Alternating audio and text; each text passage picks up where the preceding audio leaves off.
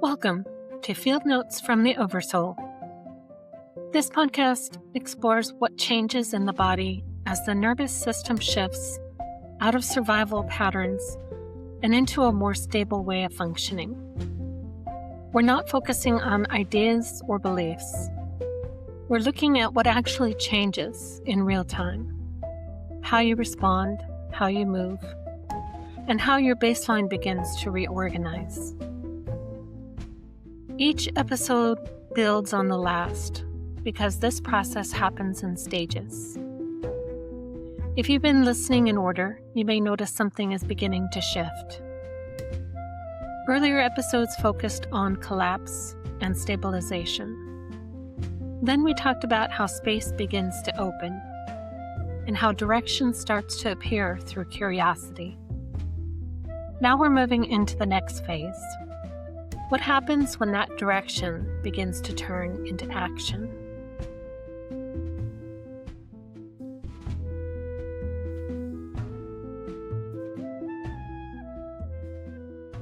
This is episode 6 of Field Notes from the Oversoul.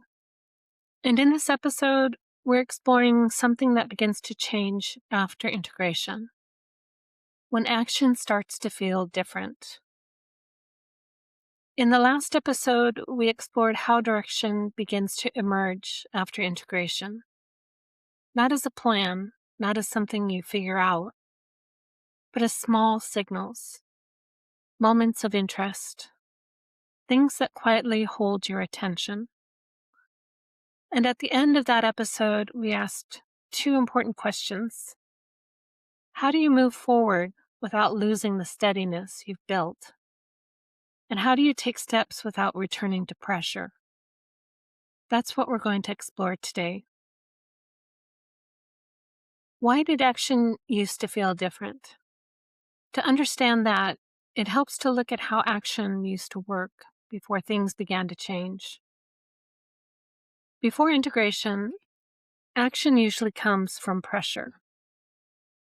Pressure can feel like needing to respond quickly, wanting to avoid mistakes, or trying to stay on top of everything so nothing goes wrong. The body learns that moving fast keeps things stable. So action becomes tied to urgency, even when the situation doesn't actually require it. This can show up in everyday ways. Responding to messages immediately, saying yes before checking if you have the capacity, continuing to push through even when you're tired, rechecking decisions because they don't feel settled. From the outside, this can look responsible, and in many ways it is. But internally, it often feels like pressure. And after a while, that way of moving starts to take a toll. And when integration begins, something about that starts to shift. The nervous system no longer depends on urgency to move. There's more space between something happening and how you respond to it. And in that space, a different kind of action becomes possible. You're not just doing something to make a feeling go away. You begin to notice what's actually happening first. And from there, the next step becomes clear. Action becomes quieter, more steady, and more connected to what's actually needed. And this is something I started to notice in my own life. At first, the difference can feel subtle, but once you notice it, it's hard to miss.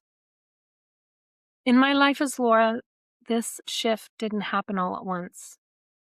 It showed up gradually.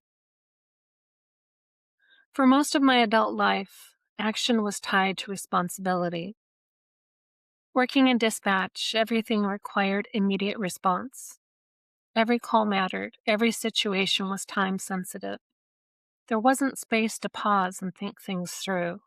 You acted because people needed you to act. That environment shaped my nervous system in a very specific way. Action became linked to urgency. Later, when I moved into healthcare, the pattern continued. Different setting, but the same structure. There were always needs to respond to. Situations changed quickly, and there was always something that required attention. So the body stayed in that same rhythm. Respond quickly, stay composed, keep things moving. For a long time, that felt normal. I didn't question it. And in many ways, I felt proud that I could do it so well. I didn't realize how much effort it was taking to stay in that state.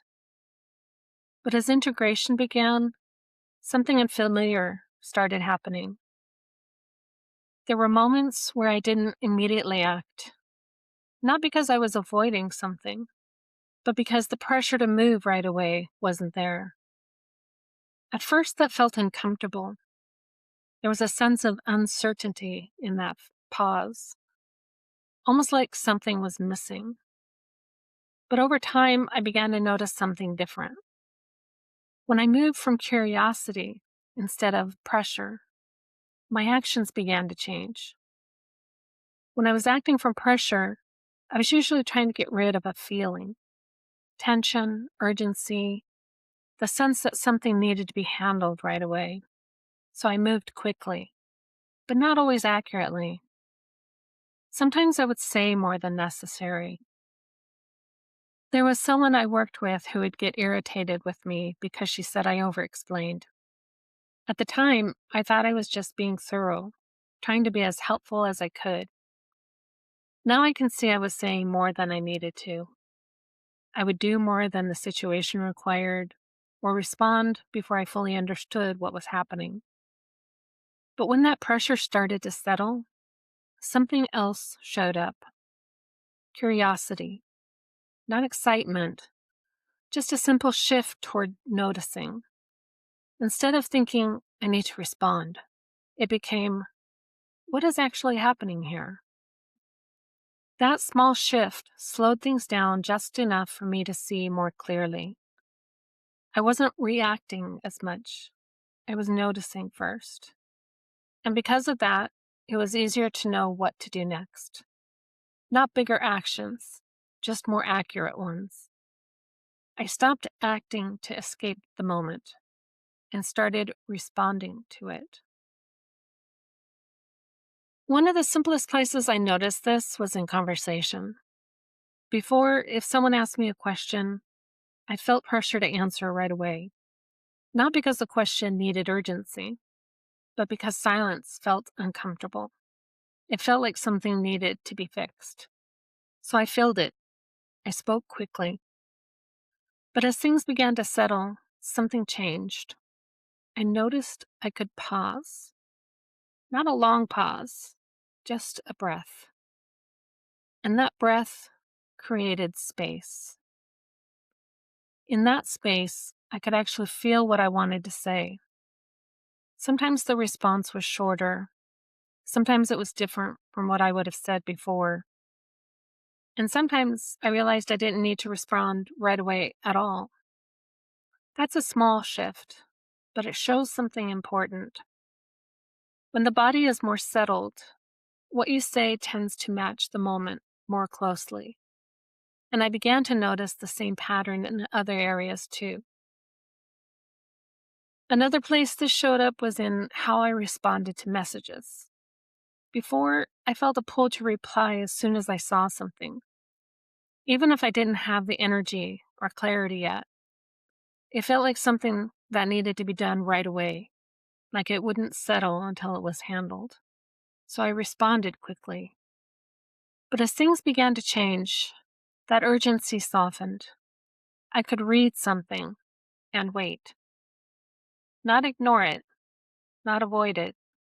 Just wait until I had a clear sense of what to say. When I responded from that place, the response was simpler, more to the point, and usually more helpful, because it matched what was actually being asked, not the pressure I used to feel. And when you start to see this in a few different places, something becomes clearer. The difference between forcing action and responding. Before integration, it's common to try to figure out what to do next by pushing yourself, setting goals, making plans, trying to follow through no matter how you feel, even when something in you is saying to slow down. But pushing often keeps the same pattern in place. You're still moving from pressure, just in a more organized way. Responding works differently. It begins with noticing. Your body feels relatively steady. Your attention returns to something naturally, and you have enough energy to take a step. When those things come together, action doesn't need to be forced. It happens. And this brings us back to the question we started with. How do you move forward without losing the steadiness you've built? Because for a long time, movement and pressure were the same thing. So it can feel like if you start doing more again, you might lose that sense of stability. But the way forward isn't about holding on to steadiness. It's about bringing that steadiness with you into action. And that changes how you move. You don't move as quickly, not because you're holding back, but because you're giving yourself enough time to notice what's happening before you act. You take smaller steps, not the biggest step you could take. The step your body can stay steady through, even if it feels smaller than what you think you should be doing. And you pay attention to what happens after you act. If something creates tension, you don't push through it. You adjust. If your body stays relatively steady, you continue. Over time, this becomes a different way of moving. You're not reacting automatically anymore. You can choose how to respond. And that's what allows steadiness to remain, even as you begin taking action again. This way of moving isn't new for me. I can see it in another life. It was along a coastal harbor, not a large city, but a working place where boats came and went every day. You could smell the salt in the air before you even reached the water. Wooden docks worn smooth from years of use, ropes coiled along the edges, boats shifting slightly with the tide. There was always movement, people calling out to each other, boots against wood, the sound of cargo being set down. In that life, I worked with my hands, lifting crates, carrying supplies, repairing whatever needed attention. If something broke, you fixed it. If something arrived, you unloaded it. If someone needed help, you stepped in. The work wasn't questioned, it was constant. You moved from one task to the next without stopping to think about it. There wasn't really space to stop and think. The body stayed in motion. Over time, it stopped feeling like a choice. It became automatic. You didn't check whether you were tired. You didn't stop to ask if you had the energy. You didn't pause before doing something. You just responded to whatever was in front of you, because that's what kept things moving, and that's what kept you part of the system. At the time, it didn't feel like pressure. It felt normal. That was the rhythm of the place. There's a moment I can see clearly now, not a dramatic moment, just a brief gap between tasks. The boat had been unloaded. The next shipment hadn't arrived yet. For a few seconds, there was nothing to do. No one calling out, no immediate need. And in that space, something unfamiliar showed up. Stillness. The body didn't quite know what to do with it. There was a kind of restlessness, like something was missing. And then someone called out, another task, and the body moved again, without thinking. Looking back now, I can see what wasn't available in that life. There was no space between something happening and responding to it. No pause, no moment to check, no choice, just movement. And that's what makes this life different, because now that pause exists. And even if it's brief, it's enough. Enough to notice, enough to choose. And I can see that same pattern showing up in my life now. It's the same pattern. The instinct to respond quickly, the instinct to stay in motion, the instinct to handle what's in front of me without pausing. But now, something else is possible. Even if it only shows up in small moments at first. The nervous system can pause. And in that pause, something new becomes available. You're not just reacting automatically anymore. You can choose how to respond. And that choice begins to change how you move. Instead of starting from pressure, action begins to come from that pause. And because of that, the way you take action starts to feel different. You may notice you're not moving as quickly. There's less urgency, and sometimes less certainty too. But there's more space. And in that space, you begin to follow what holds your attention. You take small steps toward things that feel relevant. Not because you have to, but because it makes sense to. You say yes when something feels right to move toward, and no when it doesn't.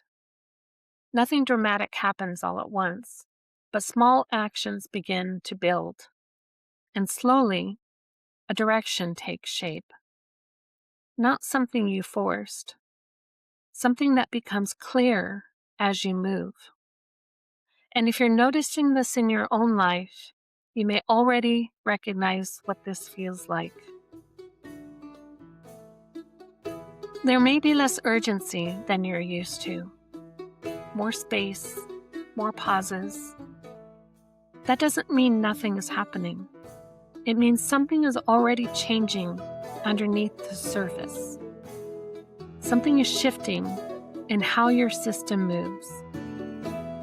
The body is learning how to act without pressure, and that can feel slower, but it tends to be more accurate.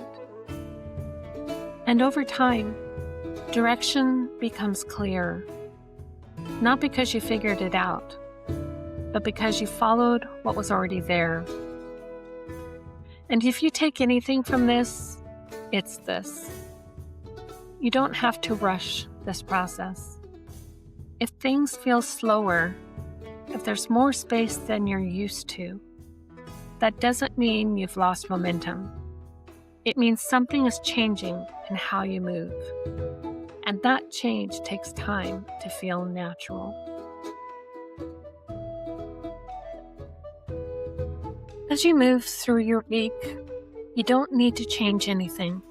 Just begin to notice the moments where you feel that pull to respond quickly, and the moments where there's even a small pause.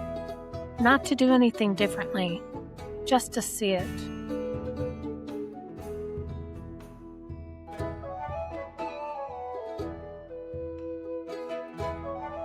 In the next episode, we'll explore something that often begins to appear here. Trust. Not as a belief, but as something you can feel in your body. A nervous system that no longer expects something to go wrong.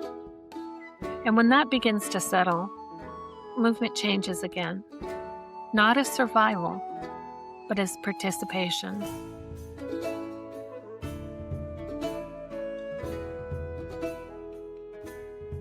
Thank you for listening, and I'll see you next time.